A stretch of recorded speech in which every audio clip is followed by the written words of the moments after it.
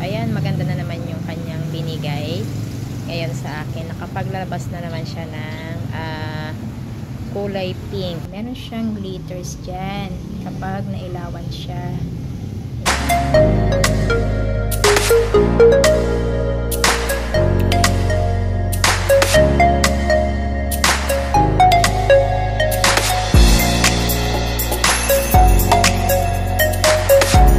Ito yung unang halaman na paborito ko ngayon.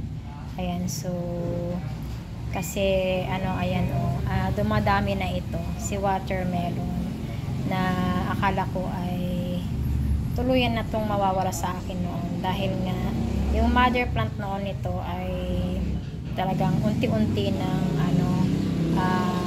namamatay. So ang ginawa ko ay unti-unti na akong nag-propagate ng kanyang mga okay pa na dahon noon. Ayan, so ito na ngayon. Dalawa yata yung naano ko noon, na propa ko na dahon. So yan, nakapagdahon naman siya. So ayan, nakakaano na siya, nakakarami na yung kanyang dahon, and ayan, malalaki na rin yung iba na dahon niya. Ayan. So ayan, nakalagay pa lang siya sa cute na pot. Ayan, so dito ko naman siya nailalagay. Nilalagay ko din siya dito sa loob. Kasi nga malilit lang naman yung pwede kong mailagay dito sa corner na to. Ayan. And ito yung pangalawa na halaman na gustong gusto ko ngayon, favorite ko ngayon. Itong manaos na begonia. Ayan. So ito ay pinahingi sa akin ng seller ko, guys. Ayan, so talagang ito nung binigay niya sa akin ay wala siyang roots. Ayan, so talagang stem lang siya and may mga dahon. And ayan naman, ang dali niyang nabuhay din sa akin. So hindi rin siya ganun kaselan na variety ng begonia. And ang nagustuhan ko dito, guys, talagang meron ka makikitang glitters sa kanya kapag inilawan mo yung kanyang underleaf. So yun yung isang nagpapaganda sa ating mga begonia. Ayan, so saglit lang, guys, kukuha ko ng kunin ko yung isang cellphone para ilawan ko dyan sa kanyang underleaf. Ayan na, guys, ayan ayan, kita nyo ba, meron siyang glitters dyan kapag nailawan siya. Ayan, pero mas maganda yan sa actual. Kapag makita nyo sa actual, i-ganyan nyo, ilawan nyo dyan sa kanyang underleaf kung meron kayong ganitong mga variety ng begonia. Ayan, ayan kita siya, pero mas maganda siya sa actual. Ayan, so yan yung nagustuhan ko dito sa begonia na to. Ayan, simple man siya pero meron siyang tinatagong ganda dyan sa kanyang dahon. Ayan, si manaos.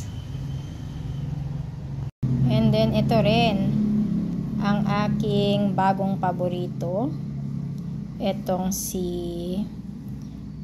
isa ring begonia.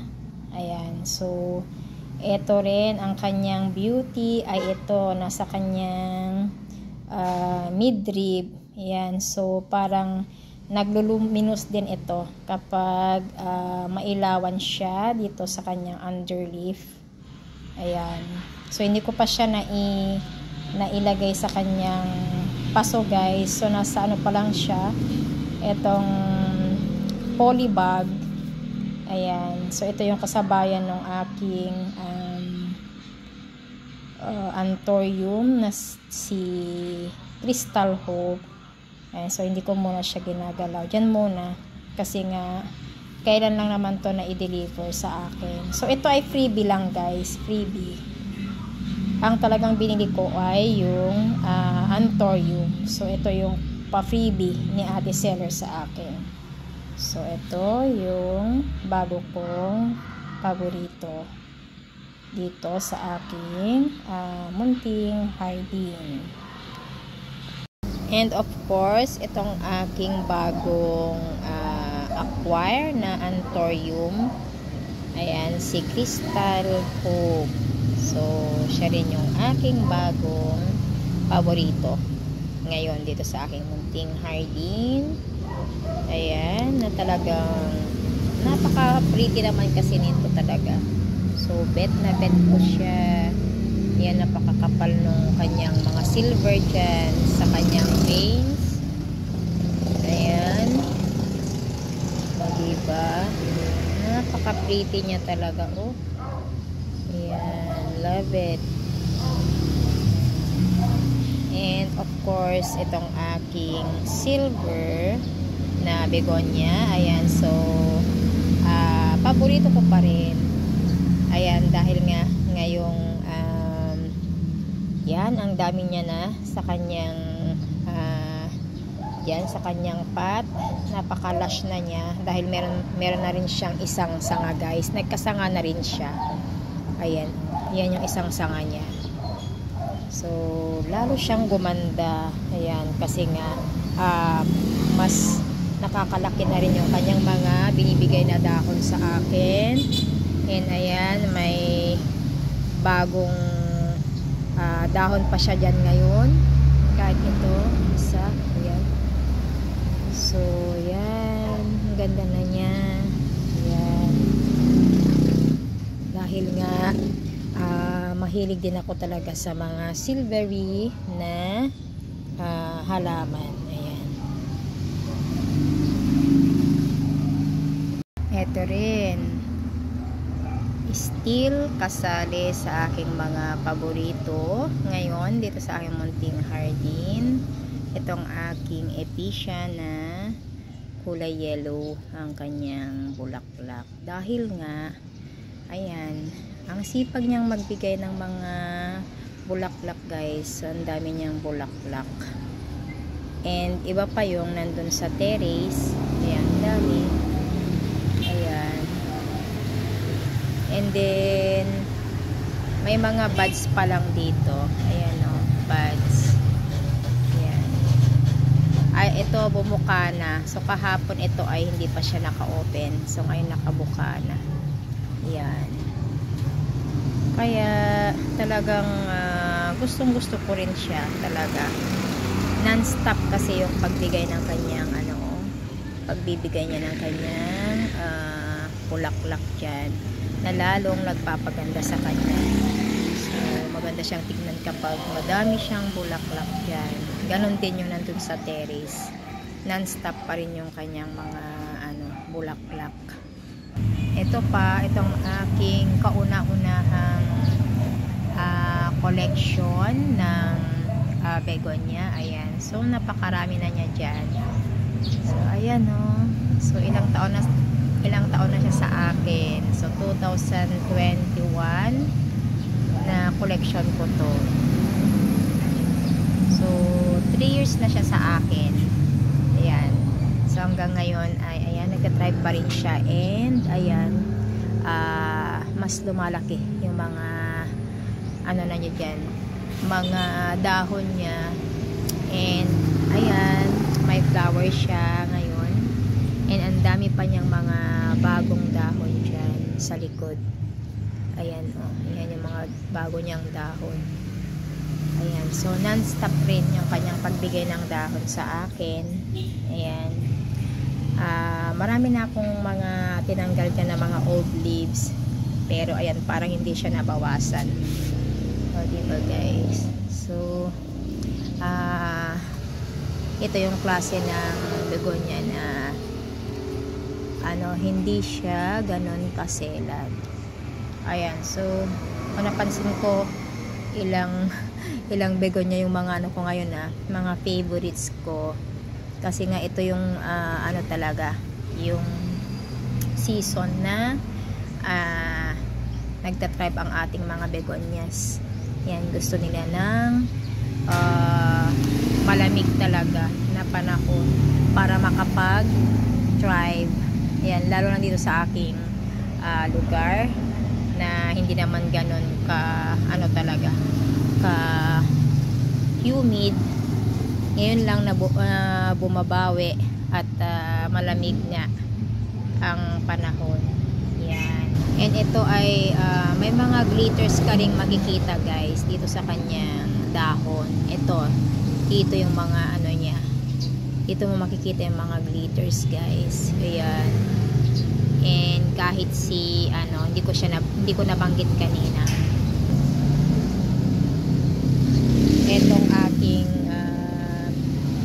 white or silvery, yan. May glitters din to guys dito sa kanyang dahon. Itong mga silver niya sa kanyang dahon. Diyan mo makikita yung mga glitters. Ayan. So bakit ko paano ko na-discover guys na may glitters itong mga begonia ko?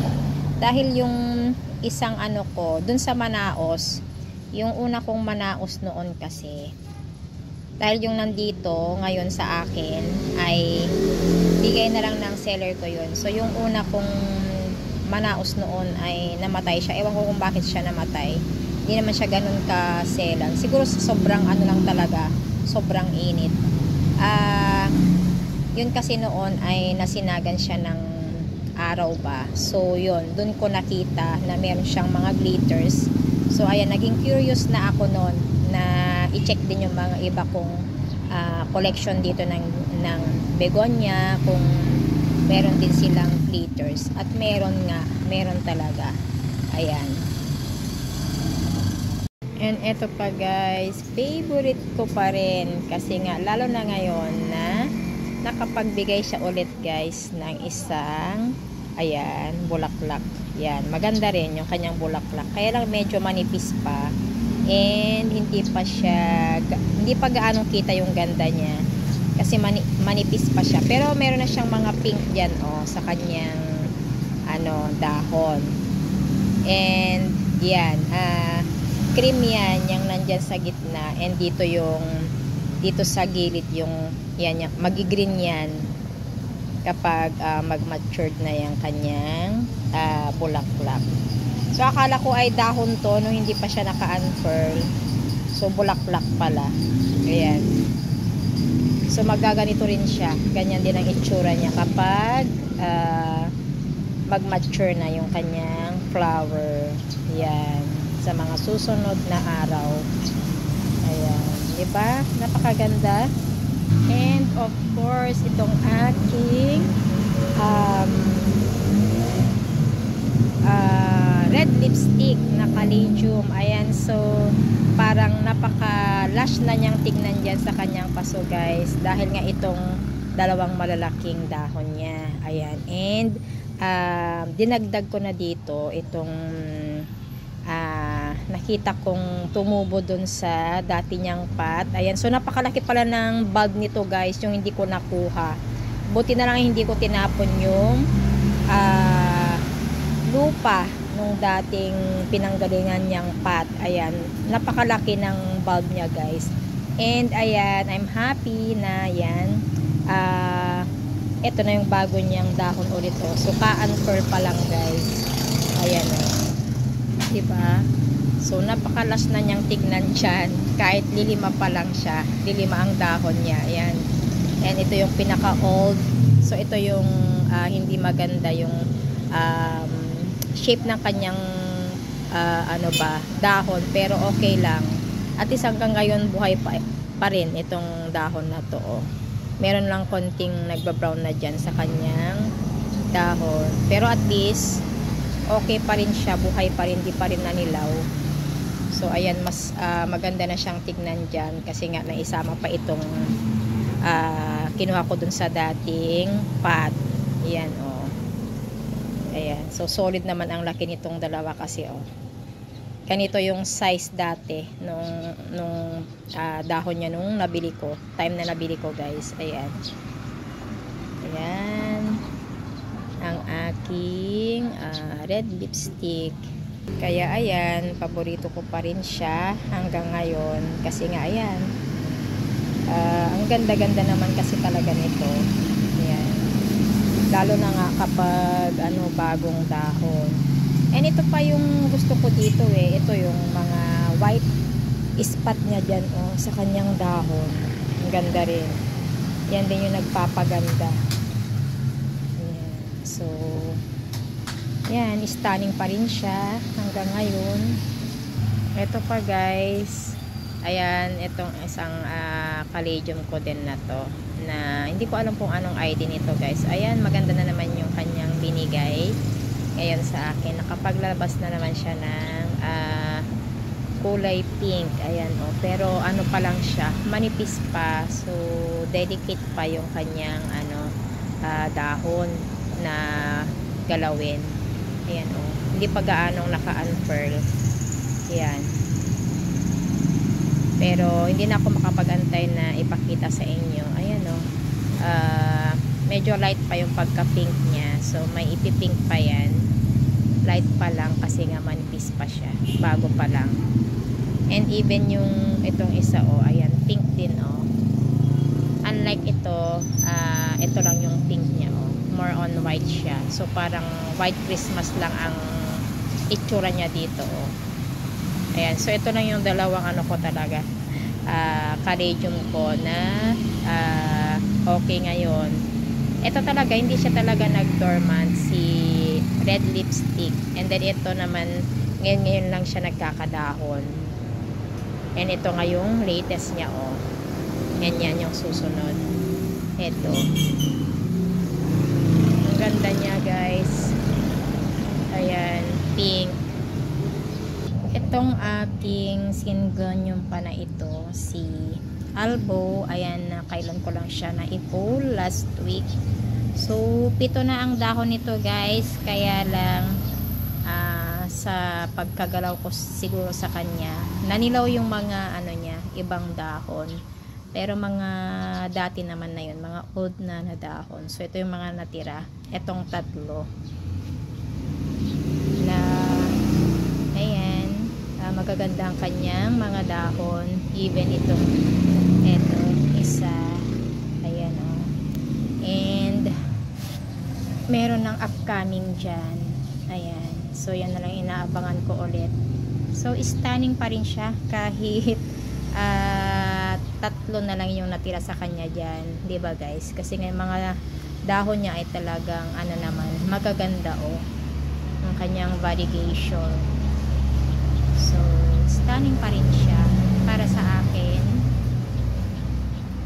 Ito yung mas gusto ko oh, na dahon niya. Yan. Okay din naman to, itong isa. Pero mas gusto ko kasi yung talagang naghalo talaga yung ano, yung white and green sa kanyang dahon. Para iwas ano ba? Iwas losa ko din, 'di ba? Kasi pag pure white lang 'yan ay madali ding masira yung kanyang dahon. Yan.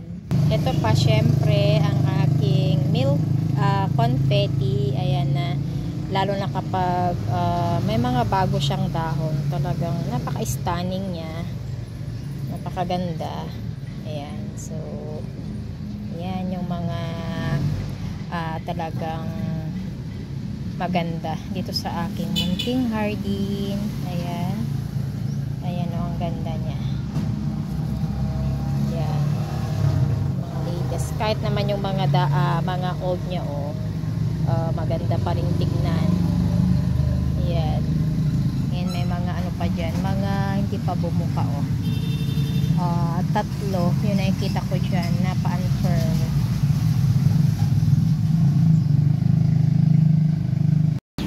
And syempre ito, hindi mawawala itong syngonium ko na to guys, si tricolor na confetti syngonium. Ayan na talagang isa ito sa pinaka-paborito kong syngonium dito sa aking munting hardin. Ayan. So, ito, may ka-unfurl na dahon niya and hindi pa gaanong naka-unfurl. Ayan. So, maganda ulit itong kanyang bagong dahon. Ayan. Kompleto. Ayan. May pink dyan na makikita. Green and yung kanyang kulay cream. Ayan. So, pretty talaga ito na syngonium ko. Ayan. So, stunning pa rin siya sa aking munting hardin. Ayan. Kaya, ayan. Still, paborito ko pa rin siya. And itong aking Noid Maranta or Black Maranta na ayan, continuous pa rin ang pagbibigay niya ng mga bagong dahon. Ayan, so may mga apat na pa-unfurl dyan na dahon niya. So ayan, nag-darken na yung mga iba niyang dahon guys na nauna. So, ito ay light pa lang. O, hindi pa kita yung mga black niya sa kanyang dahon. Ayan o. So, ang ganda kapag nag-darken na talaga yung kanyang dahon. Ayan. Mas kita yung mga black niya. Kaya siya tinawag na black or Noid Maranta. O diba, napakalash niya lalo. Ayan. Although malash na ito nung na-freebie ko siya guys. Pero ito ay sa akin na lahat tong mga dahon na to guys, namatay na yung mga dati niyang mga dahon. Or siguro meron pang natira dyan konti. Pero, ayan, continuous pa rin kasi yung pagbibigay niya ng dahon. Buti pa to, hindi siya ganun kaselan compared kay Red Maranta. Sayang, gustong-gusto ko rin yun, si Red Maranta. Hindi naman siya tumagal sa akin. Nakadalawang bili na ako ng Red Maranta, pero hindi pa rin siya talaga nag-survive sa akin, guys, dito sa aking munting hardin.